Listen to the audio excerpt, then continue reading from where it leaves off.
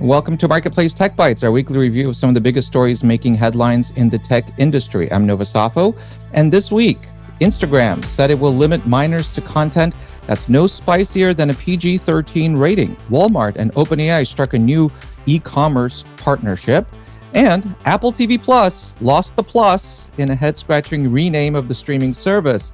I'm joined this week by Joanna Stern, senior personal technology columnist at the Wall Street Journal, for her take on these stories and more. Welcome, Joanna. Good to see you. Good to see you as well. And as always, we're going to start with our bite of the week. That's the number that tells us everything about the week in tech. Joanna, what's the number you brought with you this week? I'm choosing 13. I know we're going to get into it, but 13, PG-13 is this age that Instagram is really selling as the age where you can get on Instagram and there'll be a lot of safe content. And so we're going to talk about this, but yeah, 13. 13 is the magic number. Yeah, Instagram this week announced that by the end of the year, it will have new safeguards in place for users who are under 18 years old. The safeguards are based on the Motion Picture Association's voluntary rating system for movies. So by default, children with accounts on Instagram who are under 18 years old will be restricted to content that at most will be rated PG-13 for movies. That's the idea. And Instagram CEO Adam Mosseri went on the Today Show this week to explain the new restrictions and also to kind of hedge his bets a little bit, maybe. Let's listen to a clip.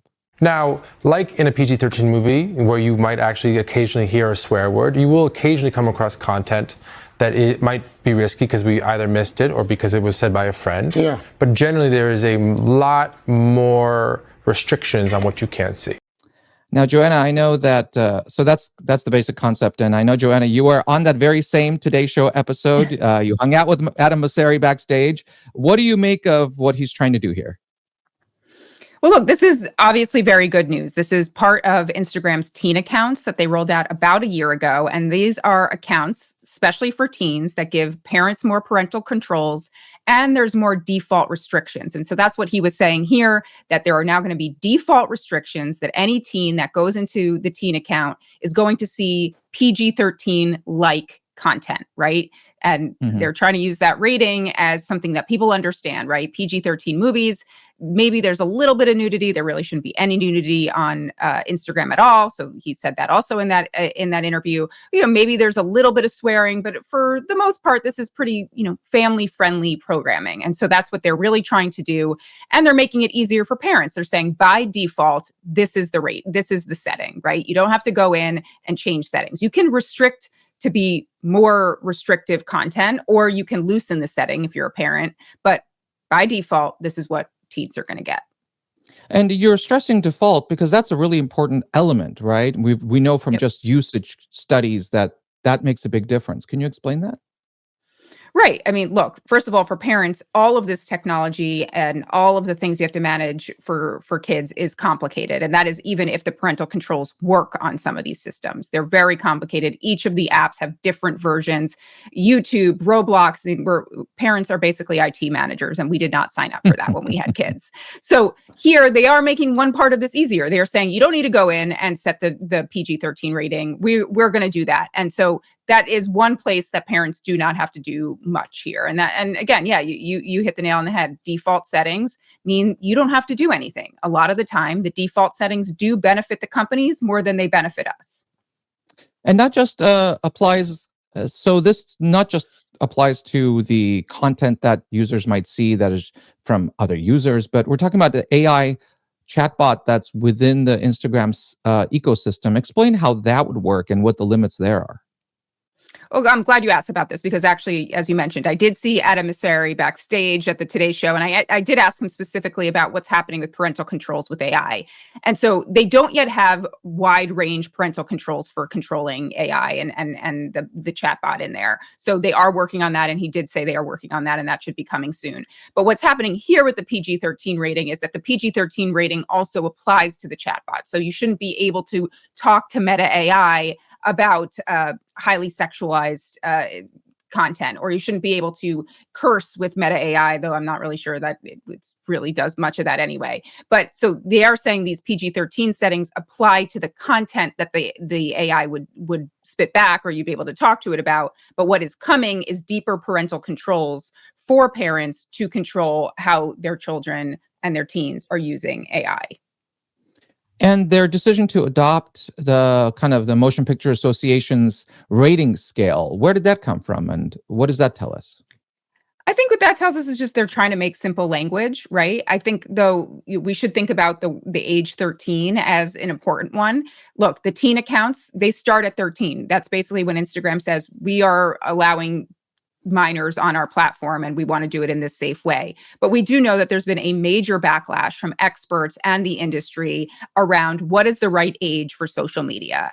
And it is not agreed upon that 13 is the age, right? Many believe that it should be much later, 16, 17, 18, when you think your kids are ready for social media. And so, look, I think this is in part Instagram saying, look, we want our younger users to feel safe. We want their parents to feel safe. And so it's an okay thing to have your 13-year-old on Instagram. We're going to take steps to protect them.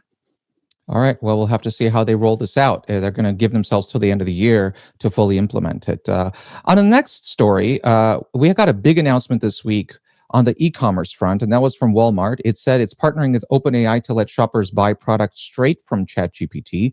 Now, this announcement comes just 2 weeks after ChatGPT unveiled an instant checkout feature with some Shopify, and Etsy merchants.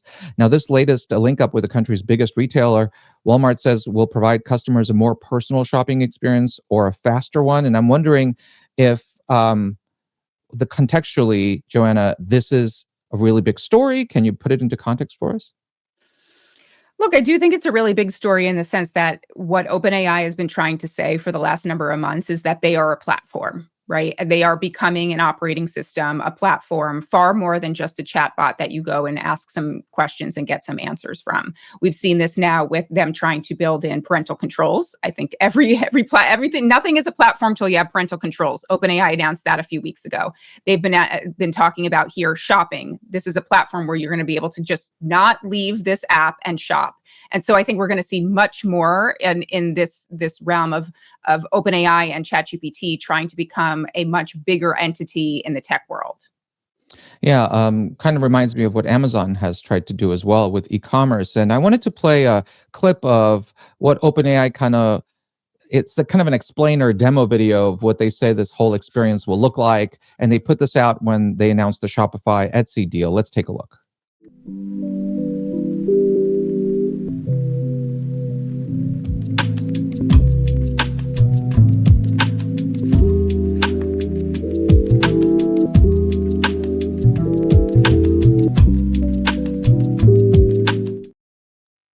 I feel like Notable to me with that music. I know the music is very kind of calming, but I guess maybe that's part of the deal. They're trying to make it as smooth an experience as possible, right? Remove all the I guess obstacles so. between you and your money. Yeah. If I listen to that music, I might buy so many more things on Etsy or Walmart. Yeah, and they made it look like such an effortless experience. I wonder if this is getting us that one step closer, or at least justifying the most obvious, maybe is it the most obvious use case for this concept of agentic AI that the industry is trying to get to, where you have an assistant that does things for you. You ask for something and it just goes and finds it and buys it and takes care of it all. You don't have to think about it. Yeah, look, I mean, that's already happening and going to happen. Many people are buying or they are doing their shopping within AI now, right? I want to know the best. I just did it last night. I'm taking my son camping. I want to know the best sleeping bags right now, right? And people are using this as an answer engine, and so they get their answers and then they want to go buy them. And so it makes sense to build this right into the app and make it a very frictionless process to just buy it. And obviously here too, there's incentive for OpenAI to build on that, to take some revenue, to do some of the affiliate linking that we've seen that has become so popular with Amazon. And so this builds them up as a platform. Yeah, I'm glad you mentioned revenue, because that was my final point that I wanted to make in this story, which is this helps OpenAI bring in some much needed revenue, right? They're taking a cut of each purchase. that's likely how this is all going to work. And this is likely how they're going to try to sort of build out these shopping partners. They've got Etsy, they've got Walmart coming, they've got Shopify. And so the more they can structure these deals to be more official and let's say, look, we're sending people to buy from you anyway, but look, if we make this more frictionless here in our app and we take some cut, but hey, they might buy more from you, well, then it's a win-win for both companies. And so that's what they're going to sell to more and more partners. Yeah. And well, all right, let's move on to our third topic. And speaking of frictionless, speaking of platforms, our final topic has to do with Apple, its streaming platform, formerly known as Apple TV Plus. The tech giant announced this week that it's quietly rebranded the streaming service. Now it's just Apple TV. The change came while promoting the streaming date for F1, the movie. And if you haven't heard about that movie at this point, I don't know what to tell you because Apple advertised it to death. Anyway, Apple calls the branding change a brand new or a vibrant new identity, I should say. Really? Is it a vibrant rebrand, you think, Joanna? I mean, just dropping the plus is, sometimes that can be a huge thing to someone. Is it? I don't know. No, it's not to me. I mean, and look, I think so many people, yes, many people have Apple TV, right? The hardware that you plug into your TV. The set-top box.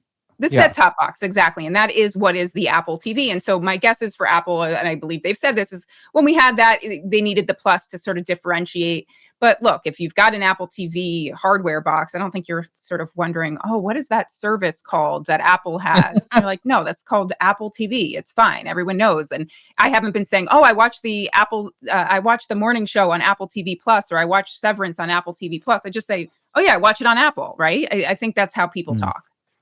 So and I think them dropping this is, I don't know. I don't know why it had to maybe be like a press release. Oh, interesting. What is up with all the pluses, though? I mean, we got Paramount Plus, Disney Plus. There are others. We had ESPN Plus for a while. We had CNN Plus for like a week. What's with the pluses? I mean, I always assume it was just sort of to indicate to people this was a extra, right? This was a premium offering. This was also, kind of the outgrowth of it already being ESPN was a TV network or CNN was a TV network. And this was a plus, right? This is the streaming is the plus. But actually, at this point, it seems like it kind of should be, the network, the TV should be a minus, and they should just take away the plus. Oh, boy. Ouch. All right. Well, we'll have to leave it at that. Thank you, Joanna. It's Joanna Stern with the Wall Street Journal. Appreciate your time this week.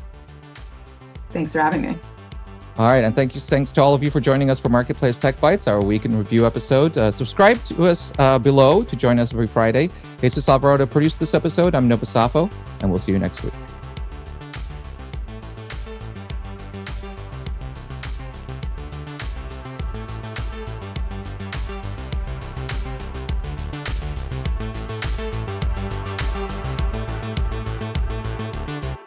This is APM.